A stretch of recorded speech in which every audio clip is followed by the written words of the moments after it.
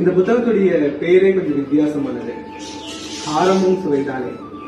கவிஞர் தேவிகா அவங்க எழுதுற இந்த புத்தகத்தினுடைய ஒரு கவிதை எனக்கு ரொம்பவுமே பலமா சோதிச்சு பார்த்ததுன்னு சொல்லலாம். அப்படியான ஒரு கவிதை. சுயநலவாதிகளால் சோம்பேறிகளாக்கப்படுகிறோம், சூழ்ச்சிக்காரர்களால் சூறையாடப்படுகிறோம், சதிக்காரர்களால் சாதிக்காரர்களாக்கப்படுகிறோம், சாமர்த்தியவாதிகளால் சடலங்களாக்கப்படுகிறோம், கைவர்களால் கடன்காரர்களாக்கப்படுகிறோம், தலைவேட்டிக்காரர்களால் கட்சிக்காரர்களாக்கப்படுகிறோம், வஞ்சகர்களால் வியாதிக்குள்ளாக்கப்படுகிறோம், ஆட்சிக்காரர்களால் அலைக்கழிக்கப்படுகிறோம், அராஜகத்தால் அடமானம் வைக்கப்படுகிறோம். அவதாரம் களவாயிலும் அறியப்படுவது அப்பாவி மக்கள் என்ற ஒரு உயிரினமே.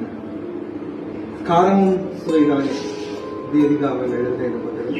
இதுவும் இந்த புத்தகத்தை விற்கிற நோக்கம் கிடையாது. நான் படிச்ச ஒரு கவிதை எனக்கு உங்ககிட்ட சொல்லணும்னு தோணுச்சு, சொல்லிட்டேன். அவ்வளவுதான்.